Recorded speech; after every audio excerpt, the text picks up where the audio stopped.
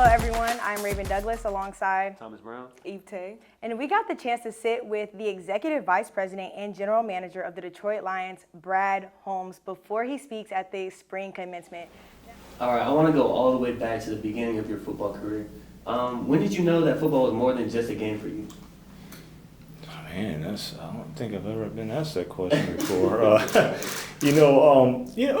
Probably when I got into college, obviously played, middle school ball and played high school ball. I'm fortunate enough to get a scholarship to A&T. But when I was in college, like playing for Bill Hayes, man, like that's when I really learned the lessons that he taught us every day after practice when he huddled us up. It was so much knowledge, and the lesson he taught us is it wasn't about really football. It was about life, and like real life when you're the age that I am now, and and now, so as you kind of get closer to that time, you can remember those things that he used to tell you, and so it really shaped me, and just even how he ran the program, in terms of like, hey, look, we're going to be just the most physical, most well-conditioned team, that we're going to last longer in the fourth quarter, and just it's about just resiliency and having grit. And I feel like it's come full circle now, just because with the Detroit Lions now, that's what our creed is. That's what we pride ourselves on, is grit. And it's just knowing that adversity is going to come, and you're going to have to do something about it. And so I'll say in college that's when I knew it was more. So I got to speak with your former Aggie teammate, Mr. Darryl Clue. Oh, yeah. Yeah, so of course he said a lot of great things about you. Yeah. But one thing that really stuck out is he described you as a football nerd.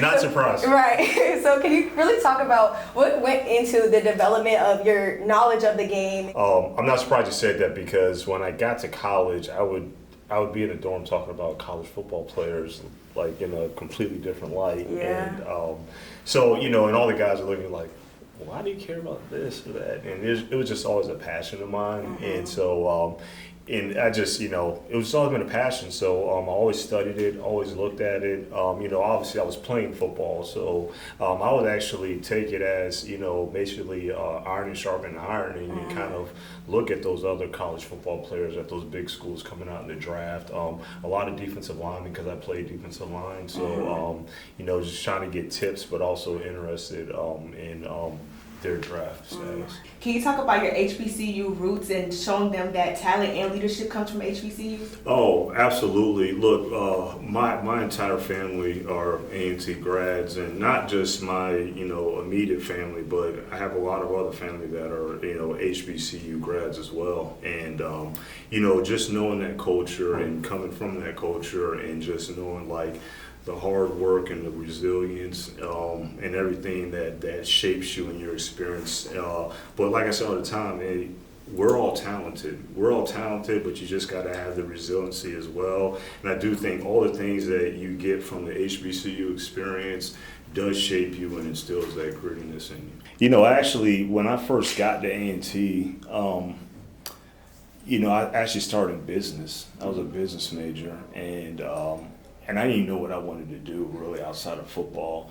I just said business because, well, my dad finished playing football in the NFL. He got into business, and I was like, well, I should major in business. And then, but you got to take accounting classes, and then it's like the accounting classes was like 90 minutes on like a Tuesday, where we had morning workouts and a 2.5 hour practice, and I was struggling, but mothers know their children, and so my mom was in the education field pretty much her whole life, and she was like, Brad, you're not a numbers guy, like you're a verbal reading and write, like you need to go to mass comm and think about public relations. And I was like, I hadn't even heard of public relations, and I did it, and she was so right, because I was truly I was passionate about writing. And so when I left A&T and then got into the NFL and got into the scouting world, I used my PR internships. I usually maximize those writing skills to kind of move me to the next stage. But really, when you talk about scouting, that's really what it is. It's, you know, your passion for football, but you got to write a lot of reports too. So I had a passion for writing and a passion for football. So it was a match made in heaven. What was it like getting out here and then realizing you're getting coached by legendary coach Bill Hayes? Yeah, you know, it's you don't really realize and know that you're being coached by a legend while you're being coached by a legend. Yes, and looking back at it now, and the things that he taught us, the things that he instilled in us, and now seeing the accolades that he's getting, it makes total sense. And so, me and my buddies that all, you know, former teammates, we still talk about to this day. It's like, man, we did not know that we were playing for a legend at that time. We were just doing what he said and doing what we were coached to do and all that. But looking back at it, the things that he taught us, the things that he instilled in us, it was truly legendary. Absolutely. So, well, my father bought me a weight set when I was in like the 8th grade, and then he basically told me that, you know, because I was like, Dad, you know, like we work out with the team and stuff, because I was playing on the football team. He was like, no, it's the work that nobody sees that matters. Wow. And so I just always carried that with me. And, you know, it's funny, when I was in college, my college defensive line coach, who's actually the defensive coordinator for the Patriots now, he was our D-line coach for the Lions last year, Terrell Williams. I never forget, one time he called me an overachiever, and I didn't know what that meant really, and I was like, overachiever, what does that mean? But once I found out what that meant, it was like, look, you may not have all the talent in the world, but you're gonna just work so hard and try to get the most out of you. So when it really hit me was when I was told I was gonna be named captain, and I never forget, it was during summer workouts, and I was running the hill, you know, where Aggie Stadium's in that bowl, and we used to run that hill and touch that fence all the time. And I was out there by myself just working, and our offensive coordinator at the time pulled up and said, you know, like, what are you doing? I said, you know, coach is getting some extra work. And he goes, well, keep that work up. You've been elected a captain. Wow. And I was like, wow. But when I was walking back to my dorm, back to Cooper Hall that night, or that day, that's when it hit me. I was like, this is what it's all about. I think an aspect that a lot of people don't talk about is the time frame when it comes to having to put in this work. It's not something that happens overnight. Yeah. Getting to the executive vice president of the Detroit Lions does not just happen overnight. Is the time frame of how long it took you to generate success, is that something you expected? Is it just something you went with, or kind of how do you think about that aspect? Yeah, it's a really good question.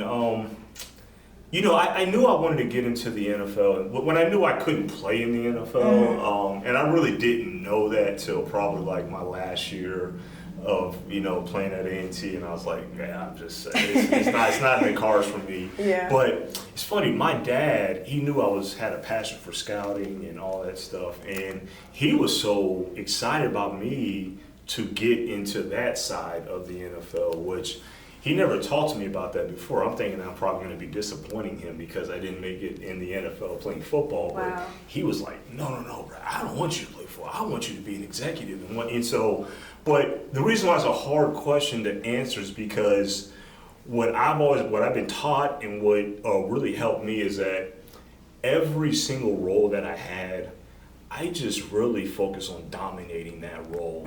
And so I never really looked ahead that much. So whenever I started off as a PR intern, you know, and even though I wanted to get in scouting, I knew I had to do a really good job as a PR internship because nobody's gonna, you know, give me a recommendation if I'm not doing my current job well, to move to another department. But when I got to, I moved over to scouting and I became a scouting intern, I knew I had to be like, how can I be the best scouting intern? Like, can I make the POA tapes the best? Can I run and get coffee the fastest? Can I pick guys up from the airport like the most efficient? And so because I only focused on that, then it's like, okay, I got another year to do it. Then I got another year. Then it's like, okay, well, I got promoted to be a combine scout. So this is something new. And so I'm like, well, how do I learn to be a combine scout? It's a completely different job. I'm going on the road, and I was like, well, what is a combine scout? You're kind of scouting for the league, but you're working for a team, and I didn't know what that was. And so then did that for a few years, and I became an area scout for the Rams. I'm like, this is something new. So I just kept focusing on just dominating my role and looking back at it, I do think that that was the best kind of just approach for me, because it did take a while. You know, it did take a while, although I kind of was promoted, you know, pretty rapidly, but there's a lot of steps to take in between. You know what, the thing about it is I had no idea that that was happening. You know, the year before, we were coming out with new jerseys and new uniforms, and we were, you know, unveiling this new black jersey. And, you know, our head coach, Dan Campbell, he played for the Lions, and, you know, his favorite jersey was the black jersey. So we wore the Dan Campbell black jerseys the year before on the draft day. And I'm like, yeah, of course, this is super cool. And it was just a complete surprise that that our president, Rod Wood, he had everybody wear these Aggie jerseys in '95 with Holmes on the back. And I was like, and it was a complete surprise. And it was a really cool, humbling experience. That was very much, it was one of those experiences that, you know, I never forget ever, because I'm like, I'm in an NFL draft room, and the whole room are wearing Aggie jerseys, and it was really cool. I was lucky enough to have like a really good high school coach, late Billy Turner, and then I was just really fortunate to come to A&T and play for the great Bill Hayes, and he taught us so much. And it's little things like, you know, you say like, you know, easy streets a block away. And I didn't really understand that then, but now it makes total sense. And so he should just give us all these kind of life lessons just all the time. And now it just makes total sense. And the way that he worked us, and the way that he told us how we're going to be the most prepared, the most physically conditioned team, it just built up a lot of resiliency. So just having just a lot of good mentors. And even when I got into the NFL, you know, guy named Wilbert Montgomery that just kind of just took me under his wing and basically introduced me to the general manager. And he taught me a lot about how the NFL football side works. Wow. And, you know, just that's very important. You try to have the right people around you. You got to be willing to listen too. Yeah. And you got to humble yourself and apply it. Huge opportunity. Very humbling, actually. It's funny. I was actually invited to possibly speak for the fall graduation, but it was in December, and during the NFL season, there's no days off. So I thought that was it just passed. Like that was the opportunity, just couldn't do it. But when I got this opportunity to do it now, it's a once in a lifetime opportunity. It's very humbling, and I'm sure it's going to be very surreal speaking to those students. But I'm excited about it, because I do know that who I'm speaking to is the future of our society and our world. And so I get excited about having the responsibility to instill any kind of advice that I can provide them to hopefully improve our future. The Brad Beyond Ball Foundation. What inspired you to start this foundation?